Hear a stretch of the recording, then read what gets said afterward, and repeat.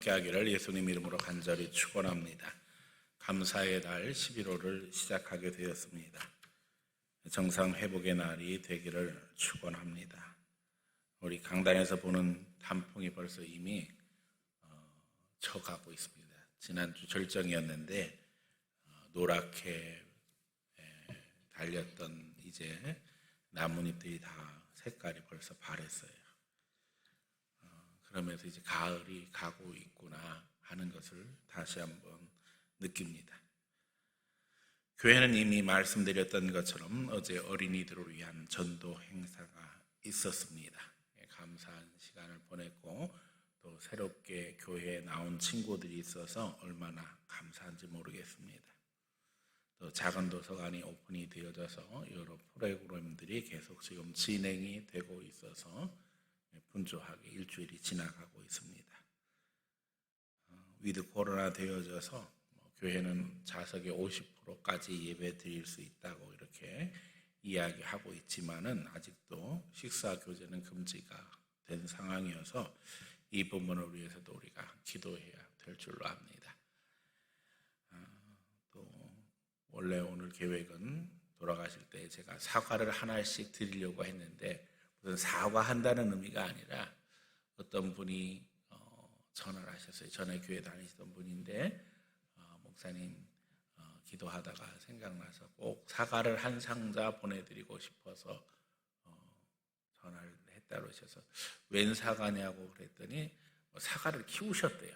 그래서 제가 그러면 팔 사과는 없느냐고 그랬더니 사실은 사과를 팔아야 된다고 해서 한 10박스 달라고 그래가지고 10박스를 받았거든요. 그래서 우리 교인들하고 하나씩이라도 나눠 먹으려고 했는데 또 교인들 중에 추수감사절 때 나눠 먹자고 그래가지고 또 추수감사절까지 그 사과는 그냥 보관을 해야 될 상황입니다. 오늘 또 떡이 있다고 그랬는데 어떻게 됐는지 모르겠어요.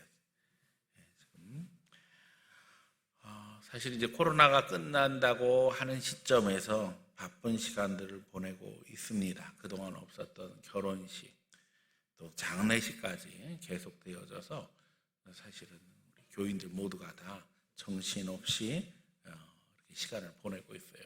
결혼식은 이해가 되지요. 그동안 정부에서 많이 제한했기 때문에 이제 밀렸던 결혼식들이 다 진행이 되는데 장례식은 이상하지요. 감사하게 코로나 때는 거의 장례식이 없었어요. 근데 코로나 끝날 때가 되니까는 이거는 매주 장례식이에요. 교회도 계속 장례식이지만 개인적으로 장례식이 친구 아버지 돌아가실 때는 분들도 많고 여기저기서 노예에서도 연락 오고 아이고 이게 희한해요. 코로나를 잘 지낸 줄 알았는데 하나님이 불러가시다니 분명한 교훈이 있는 줄 압니다. 코로나라고 해서 죽는 것도 아니고 코로나 끝났다고 해서 사는 것도 아니라는 거예요. 생사화복을 코로나가 주관하는 것이 아니라 누가 주관하셔요? 하나님이 주관하신다는 것을 다시 한번 깨닫게 해주시죠. 이미 이야기 드린 것처럼 코로나가 그 난리를 쳤는데도 불구하고 평소 1년 단위로 우리가 사망 숫자 계산하는데 오히려 작년에는 숫자가 적었다는 거예요. 이 희한한 일이죠. 더욱이 우리가 코로나로 인해서 2년 가까이 어려운 시간을 보냈지만 바뀔 수 없는 감사의 이유가 있음을 감사의 달을 시작하면서 다시 한번 깨닫습니다. 예배에 대한 도전이 많았지만 예배의 귀중함도 알게 되고 또 그 가운데도 하나님의 은혜를 체험하게 하셨어요. 더더욱 오늘 본문이 증거하는 내용은 우리 모두에게 흔들림 없는 감사의 이유를 증거합니다. 저는 오늘 이 본문 중심으로 말씀 증거하려고 합니다. 흔들림 없는 감사의 이유. 이 말씀 증거할 때에 주님 은혜가 우리 심령에 잘 새겨져서 늘 이 말씀 붙잡고 감사하며 그 가운데 하나님 앞에 영광 돌리는 성도들 되시기를 예수님 이름으로 간절히 축원합니다. 첫 번째는 하나님이 나를 사랑하신다는 거예요. 이것처럼 감사할 일이 어디 있겠어요? 오늘 본문이 우리에게 분명하게 이야기하고 계시죠. 하나님이 창세전에 우리를 예정하시고 택하셨다는 거예요. 세상 만들기 전에 이미 택하셨다는 거예요. 나를 아셨다는 거예요. 나를 하나님의 자녀 삼으셔서 지금 이 자리에 있게 하셨다는 거예요. 놀라운 일이지요. 우리가 하나님을 알지 못할 때는 이것이 얼마나 귀한 것인지 몰랐습니다. 그러나 하나님이 창조주이시며 지금도 우리를 주관하시며 마지막 심판의 주인이신 것을 알게 될 때 하나님이 우리를 알고 우리를 택하셨고 하나님의 계획 속에 우리가 있다는 것에 우리는 언제든지 감사할 이유가 차고 넘치게 되는 줄 믿습니다. 예정 계획 속에서 나를 택하시고 나를 세상에 보내셨을 뿐만 아니라 오늘도 우리를 책임져 주신다는 거예요. 너무나 감사하죠. 인생을 살아가면서 누구에게나 위기, 어려움, 도전이 있습니다. 그럼에도 불구하고 하나님이 다 알고 계신다는 거예요. 특별히 믿는 사람들, 우리를 택하시고 우리를 사랑하시고 우리를 인도하신다는 겁니다. 내가 이 세상에 존재하기 전에 나를 아셨다는 거예요. 어머니, 아버지가 존재하기 전에 하나님은 나를 아셨어요. 세상이 창조될 때, 아니 그 이전부터 하나님은 나를 하나님의 계획 속에 갖고 계셨고 그 계획 속에 오늘도 여기 있게 하셨다는 겁니다. 생각할수록 놀라운 일이죠. 더욱이 지금도 우리의 삶 모든 것에 관여하시며 인도하고 계신다는 겁니다. 감사할 것뿐이 없습니다. 내가 유명한 것도 아니고 대단한 것도 아닌데 하나님이 나를 아신다는 거예요.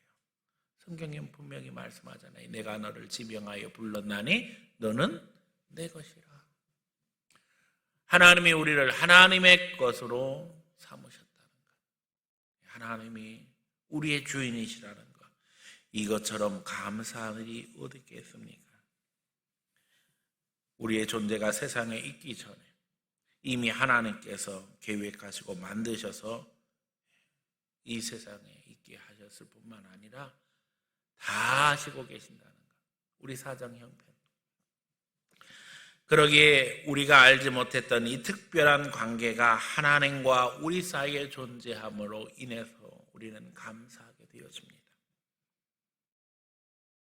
그러나 하나님께서 우리가 하나님을 등지고 멀어져 갈 때도 우리를 포기하지 않으시고 우리를 하나님께 돌이키도록 오늘도 인도하고 계신다는 거예요. 우리는 탕자의 비유를 너무나도 잘 알고 있습니다. 탕자가 아버지를 등지고 다른 나라로 가서 허랑방탕하게 살지만 아버지는 탕자가 돌아오기를 기다리지요. 아버지처럼 우리를 기다리시는 하나님의 은혜가 놀랍습니다. 이유는 간단합니다. 아버지에게 탕자는 아들이기 때문에 그래요. 오늘 우리도 마찬가지입니다. 하나님이 우리를 사랑하시기에 우리를 하나님의 자녀 삼으셨기 때문에 우리를 지키시며 인도하시며 축복하시며 오늘도 책임져 주신다는 것입니다. 더더욱 기다려도 돌아오지 않는 인류를 위해 독생자를 보내신 하나님의 사랑은 너무나도 놀랍습니다. 하나님은 사랑이십니다. 하나님이 우리를 사랑하신다는 이 흔들릴 수 없는 놀라운 사실 속에 우리는 감사하지 않을 수 없습니다. 감사의 달, 하나님의 사랑을 다시 한번 기억하며 감사하며 이 깊은 은혜 속에 들어갈 수 있는 성도들 되시기를, 깨닫는 성도 되시기를 예수님 이름으로 간절히 축원합니다. 두 번째, 우리를 위해 독생자를 보내주셨다는 것. 이것처럼 감사할 일이 어디 있겠어요? 독생자를 보내셔서 우리의 죄를 사하셨다는 겁니다. 죄악으로 인해 심판받을 수뿐이 없는 상황에서 하나님은 우리를 위해, 더 정확히 이야기하면 나를 위해 하나님의 아들이신 예수님을 보내시고 이제 그 아들을 통해 은혜를 베풀고 계신다는 것입니다. 생각할수록 감사하지요. 우리가 누군가에게 선물을 받는다고 해도 그 선물로 인해서 감사할 것입니다. 그런데 그 선물이 바로 하나님이 가장 사랑하시고 귀히 여기시는 독생자 아들이시라는 거죠. 독생자 예수를 인류의 대속을 해서 내어주셨습니다. 예수님은 우리에게 선물이 되셨습니다. 예수님을 묵상할 때마다 감격스럽고 감사할 것뿐이 없습니다. 우리 인생 전부를 통해서 우리가 받은 선물 중에 가장 귀한 것은 바로 예수님입니다. 하나님의 정의 앞에 인간은 형벌받아 마땅한 존재입니다. 하나님의 사랑을 저버리고 죄악의 길을 걸어갔습니다. 아담과 하와 이래 모든 인간은 죄 아래 살고 있습니다. 그런데 예수님이 약속하신 여자의 후손이 되심으로 우리의 대표가 되셔서 사단의 계획 도전 역사를 깨부수시고 우리를 살리셔서 하나님의 자녀 삼아 주셨습니다. 이것처럼 감사한 일이 어디 있겠습니까? 그래서 흔들릴 수 없는 감사의 이유라는 거예요. 우리는 우리 위해서 낮아지신 예수님을 너무나도 잘 알고 있습니다. 하늘 보좌를 버리시고 종의 모습으로 오셨어요. 우리 위해 십자가 지시고 우리 위해서 형벌 당하심으로 우리를 죄와 사망의 권세에서 해방시켜 주셔서 이제는 자유자로 살게 하셨습니다. 흔들릴 수 없는 감사의 이유입니다. 여기 두 번째 흔들릴 수 없는 이유, 독생자 예수 그리스도를 보내주셨다는 이 귀한 진리를 더 깊이 묵상하기 원합니다. 이제 우리에게 선물로 오신 예수는 우리를 대속하실 뿐만 아니라 오늘 본문이 이야기하는 것처럼 그 아들을 통해 연합 통일의 역사를 이루신다는 거예요. 연합과 통일의 역사에 있어서 그 핵심은 교회입니다. 에베소서 1장 전체의 결론 23절, 교회는 그의 몸이니 만물 아래서 만물을 충만하게 하시는 이의 충만함이니라. 우리를 교회로 불러주시고 교회 안에서 믿음의 한 가족이 되게 하셨다는 거예요. 우리가 연약함으로 말미암아 마귀의 도전을 이길 수 없을 때에 우리를 교회에 모으심으로 말미암아 성령으로 인도하신다는 거예요. 너무나도 감사한 일이죠. 우리 한 사람 한 사람의 능력으로는 마귀 이길 수 없습니다.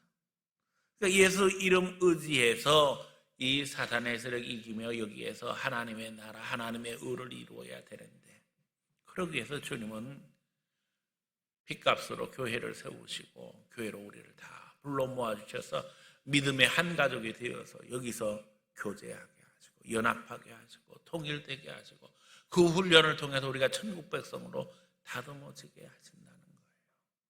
날마다 감사할 것뿐이 없지요. 그러므로 세 번째 흔들리지 않는 감사의 이유는 바로 교회로 우리를 불러주셨다는 거예요. 연약한 우리를 그리스도로 속죄받게 하시고 구원하셔서 교회로 모아주시고 교회를 통해 그의 지체가 되게 하셨다는 겁니다. 도무지 각 사람으로는 이 신앙을, 이 은혜를 지키기에 부족하기에 그래서 우리는 교회를 통해 더 주님 앞에 가까이 나가게 되고 사랑하게 되며 하나님의 은혜를 함께 공유하게 되었다는 겁니다. 늘 강조하지만 교회는 성도의 어머니 역할을 하는 거예요. 초대 교부들은 이야기하기를 하나님을 아버지로 부를 자격이 누구에게 있는가? 교회를 어머니로 믿는 자에게 있다. 이렇게 가르쳤어요. 어머니 없이 아이가 태어날 수도 없고 어머니 없이 아이가 자라날 수도 없고 성숙할 수 없는 것과 같이 성도들에게 교회는 어머니의 역할을 해서 태어나게 하고 또 성장하게 하고 그 가운데 하나님의 사람으로 제 역할을 하도록 인도하게 된다는 것입니다.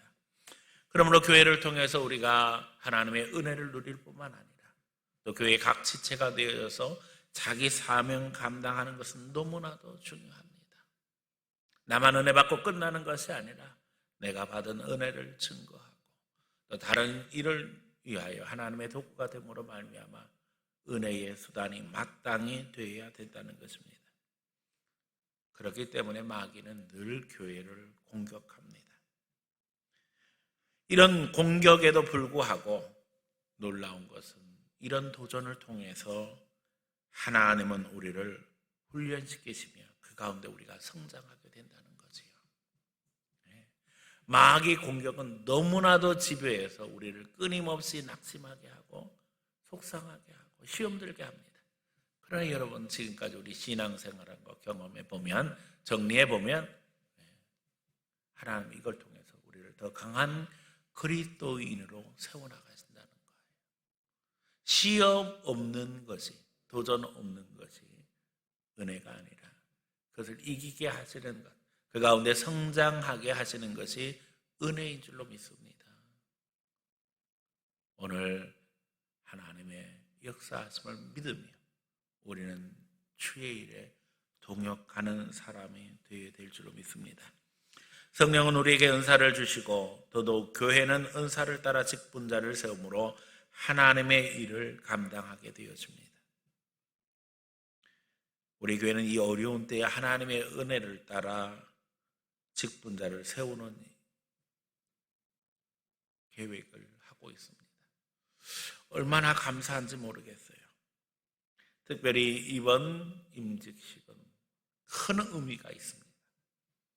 우리 교회 역사는 연합과 합병의 역사이기에 2022년 내년이 되면 제가 이야기하잖아요. 모아서 몇 년? 100년이 되어져요. 기가 막히지요. 이 어렵고 힘든 지역에서 우리가 힘들고 어려울 때에 하나님께서 모아주셨어요. 힘이 모자라니까 서로 의지하고 보탬되고 협력하도록 있을 수 없는 역사를 이루셨어요. 다 합치니까 100년이 되어져요. 저도 개인적으로 너무나도 감사한 것이 제가 담임 목사 사역한 지 만 30년이 되어집니다. 어떻게 30년을 지내왔는지 모르겠어요. 너무나도 감사하지요.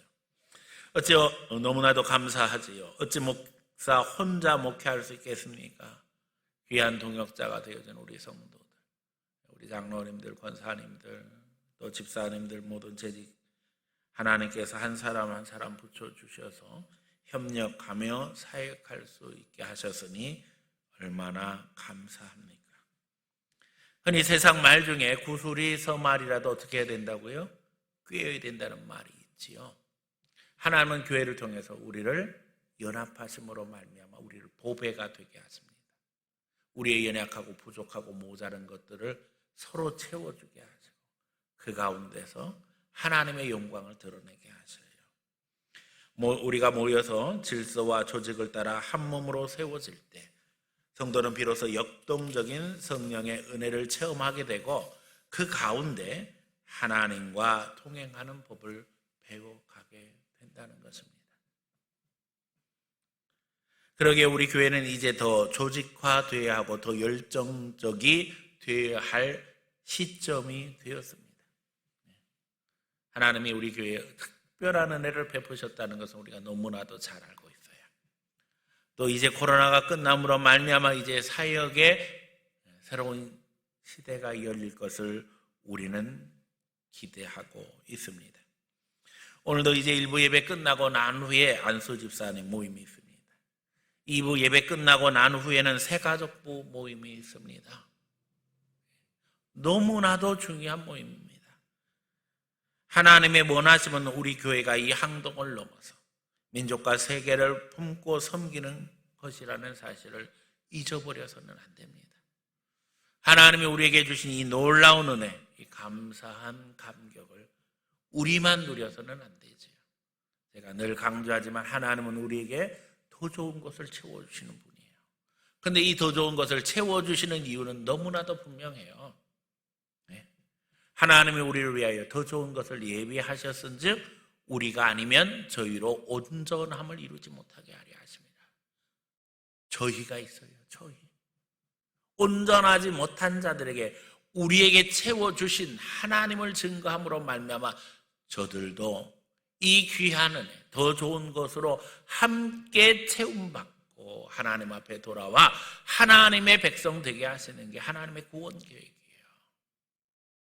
목회하면서 평생 붙잡을 수 있는 말씀 주신 것도 너무나 감사하지만 이 말씀 통해서 끊임없이 하나님은 사명을 일깨우심으로 말미암아 안주하게 하지 아니하시고 도전하게 하고 계십니다. 지난번 SF 영어 프로그램을 시작하면서 많은 도전을 받았는데 사실은 어제 어린이 행사를 하면서도 제가 그 진행을 맡았던 미스터 봉봉 차집사님을 통해서 많은 도전을 받았어요. 우리 권사님들도 있었고 뭐 부목사님 또 우리 전사님들 다 또 교사들도 다 함께 있었는데 어땠는지 모르겠어요. 이 차집사님이 어린아이들 나오라고 하면서 잘 못하는 아이들을 격려하며 외치는 말이 있습니다. 할 수 있다. 여러분 따라하세요. 할 수 있다. 그럼 또 애들이 다 따라해요. 여러분 중에도 막 따라하려고 그랬죠 지금? 한번 해볼까요? 할 수 있다. 할 수 있어요. 우리는 주 안에 있으니까. 그래서 참 그분은 은사가 있으시더라고요. 그냥 애들이 또 하라는 대로 또 잘해요. 할 수 있다. 그러니까 애들이 또 할 수 있다 소리 질러주니까 앞에 있는 애가 또 잘 따라서 하더라고요. 보니까는 야 이게 지도자의 능력이구나. 어린아이도 격려하게 되어지니까 격려를 받고 칭찬하니까 칭찬받고 열심히 하는 것을 보았어요.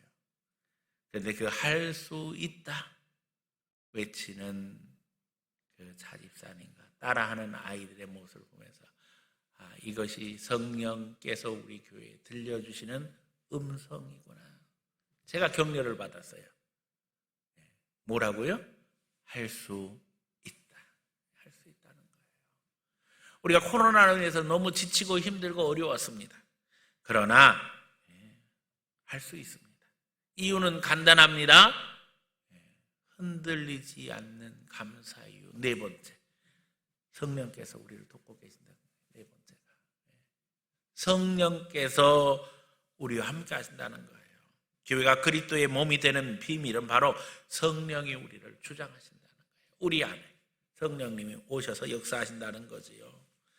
구원의 역사에 있어서 절대적인 능력으로 개인과 교회를 보호하시고 그 가운데 우리가 하나님의 자녀로 성장하도록 인도하시는 것은 전적으로 성령의 역사하심입니다. 교회 사역을 하면서 지난 30년 동안 제가 깨달은 놀라운 일은요, 하나님은 필요할 때마다 다 주셔요. 돈 필요하면 돈 주셔요. 사람 필요하면 사람 채워주셔요. 그러니까 절대 걱정할 필요도 없고요.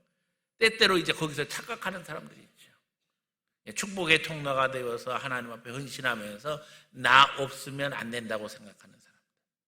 또 좀 돈 있다고 해서 행세하려고 하는 사람들. 사실은 우리 동네 자체가 가난하기 때문에 우리 동네는 뭐 돈이 있어도 그 바닥이 뻔한데도 불구하고 생전 처음 그런 돈 만져보는 거 처음이니까 그거 가지고 흔들어야 되는 사람들이 가끔 있어요.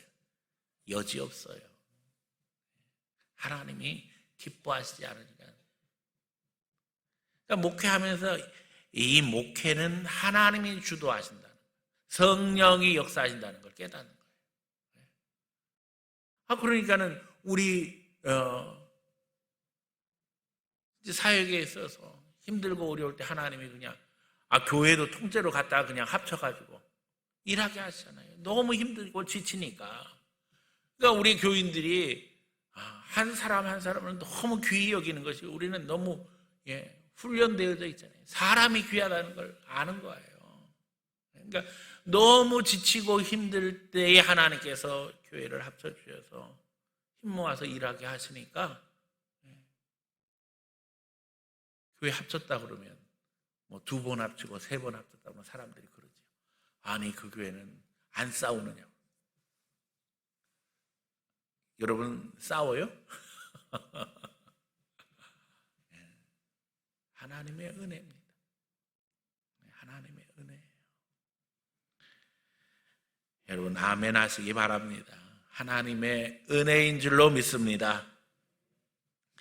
우리가 할 수 없는 것들도 감당하게 하시고 그 가운데 믿음의 역사에 이르게 하시는 것이 성령의 역사입니다.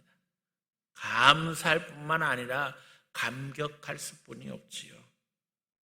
이미 여러 번 강조했습니다. 교회 안에서 민주주의가 가능한 이유는 각 사람의 심령에 성령이 역사하시기 때문이에요. 근데 사실 성령이 역사하시지 않는 세상 나라에서 민주주의를 하는 데는 너무나도 어려운 부분이 많이 있어요. 그들의 마음에 성령이 역사하시는가?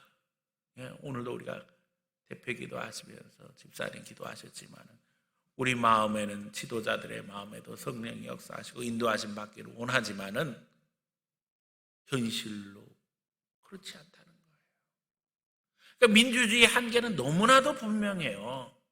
성령이 역사하시는 게 아니라 뭐가 역사해요?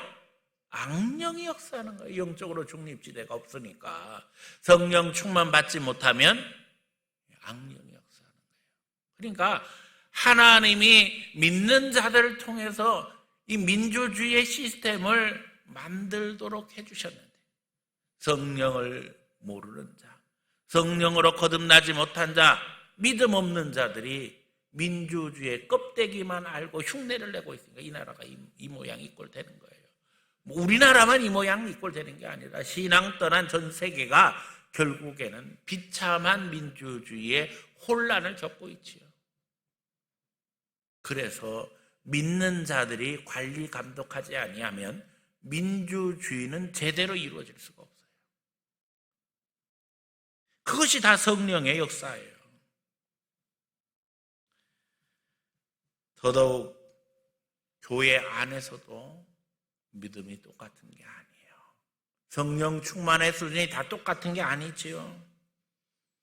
그러기에 계속 기도로 돌보며 성장으로 격리하지 않으면 우리가 하나님 앞에 온전한 교회의 모습을 이루기가 어렵다는 겁니다. 늘 기도와 말씀 속에서 한 사람 한 사람이 다듬어지지 않으면 우리는 마귀의 도전을 이길 수가 없습니다. 마귀가 세상만 휘둘러요, 교회도 휘두르려고 도전한다는 거예요. 요즘 흔히 하는 말로 교회는 이미 원팀입니다. 세상에서 요즘 정당마다 원팀 되어야 한다, 원팀 되어야 한다 말하는데 실은 교회는 이미 성령으로 말미암아 원팀으로 하나님께서 만드셨어요. 그런데 이걸 알지 못하니까 마귀의 독가 되어져서 생각과 말을 분열시키고 도전하지요. 하나님이 주시는 감동을 서로 나누고 기도하고 응답을 간증함으로 격려하는 것이 교회입니다. 거기에 성령이 역사하셔요. 그래서 저는 늘 교회의 핵심적인 요소로 소그룹 운동을 강력히 이야기합니다. 그래서 구역 모임, 전도회 모임, 하나님 앞에 역동적인 성령의 역사를 체험하는 모임이 되어야 된다는 거예요. 회의하고 토론하는 것이 아니라 받은 은혜 증가하고 기도하며 응답을 간증하는 모임이 되어야 한다는 겁니다. 그런데 여러분 잘 되고 계셔요? 왜 안 될까요? 각 사람이 말씀 속에서 은혜 받고 기도 속에 응답 받아야 되는데 그렇지 않으면 모여도 세상 얘기, 상처 주는 말 그 이상이 되기가 어렵다는 거예요.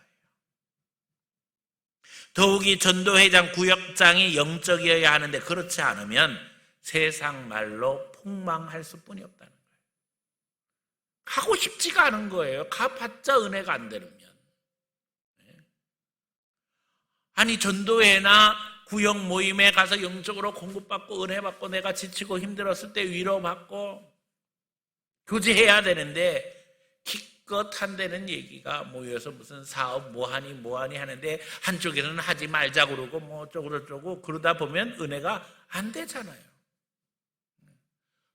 그러니까 회의를 하더라도 임원회에서 다 준비해가지고서는 취지와 과정과 목적, 결과 다 정확하게 정해야 되는데 그렇지 않고 산으로 갔다 들러 갔다 맨날 그 짓 하고 있으면 임원들이 뭐가 필요해요? 회장, 총무, 부회장은 장식품으로 뽑아놓은 게 아니잖아요. 그러니까 사역이 중요한 게 아니라 더 중요한 게 뭐예요? 우리가 은혜 받아야지 사역한단 말이에요. 그러려면 내가 은혜 받아야 돼요. 나눠줄 은혜가 있어야 된다고요. 하나님 앞에. 기도하는 중에 고정진 전도사님과 함께 도전을 많이 받았어요. 그래서 다시 한번 고정진 전도사님 통해서 주일 오후 시간에 우리가 은혜 받으려고 합니다. 지난번에도 리더십 훈련 통해서 많은 분들이 은혜를 받았고 고백했는데 이제 리더십 바로 세우려면 사실은 그 시작은 개인의 신앙에 있어서 말씀 묵상과 기도 훈련에 대한 부분이 우리가 성장해야 되겠다는 거예요. 말씀 읽고 은혜 받고 말씀 읽고 기도하는 것에 훈련되지 않으면 교회 와서 할 말이 없는 거예요. 은혜 속에 들어가지 않으면 우리가 교회 와서 딴 세상 구경만 하다가 가는 수준으로 끝나는 거예요. 더 심각한 경우에는 교회의 은혜를 무너뜨리는 역할을 한다니까요. 마귀 도구가 되어져서 일주일 내내 말씀도 안 보고 일주일 내내 기도도 안 하다가 교회 와가지고서는 그냥 주일 낮 예배 시간에 말씀 듣는 이거 하나 가지고 일주일 버틸래니까 마귀 공격은 끊임없이 되는데 이게 가능하겠냐? 오늘 우리의 신앙이 하나님 앞에 주일 하루뿐만 아니라 일주일 내내 주님과 동행하는 삶이 되어야 될 줄로 믿습니다. 더 이상 기도를 구걸하러 다니지 마세요. 권사님 내 기도해 주세요. 구역장님 내 기도해 주세요. 이제는 다른 사람을 위해서 기도할 수 있는 자리에 서야 됩니다. 은혜를 구걸하려 다니지 마세요. 내가 받은 은혜를 다른 사람에게 나눌 수 있는 사람이 되어야만 합니다. 하나님의 계획은 놀랍습니다. 주님의 계획은 우리에게 더 좋은 것 채워주셔서 이 더 좋은 것으로 나누려고 하신다니까요. 다른 사람들을 격려하며 세워주며 그들을 하나님 앞에 인도함으로 말미암아 폭발적인 하나님의 역사를 이루려고 하시는 것이 성령의 계획입니다. 그 계획을 깨닫고 감격하며 이제는 흔들리지 않는 감사의 이유가 우리에게 있음을 늘 기억함으로 성령님과 동행하고 말씀 안에서 힘을 얻고 감격하는 성도들 되시기를 축원합니다. 감사의 달이 시작되었습니다. 11월 셋째 주는 우리가 잘 아는 것처럼 추수감사절입니다. 특별히 올해는 네 번째 주에는 여기 회복을 위한 콘서트가 준비되어 있어요. 아마 주보 안에 이렇게 지금 다 들어가 있지요. 우리가 회복하는 기회가 되기를 원하고 또 그동안 교회에 나오지 못했던 심령들이 회복되는 기회가 되기를 원합니다. 잃어버린 양들이 회복되는 기회가 되기를 원합니다. 주의 영혼들을 살피고 돌아볼 수 있는 기회가 되시기를 원합니다. 가까운 가족, 친구, 동료, 친지, 교회 성도들을 살핌으로 말미암아 하나님 앞에 이 11월 더욱 풍성한 감사로 영광 돌리며 주의 은혜 증거하는 귀한 성도들 다 되어지기를 예수님 이름으로 간절히 축원합니다.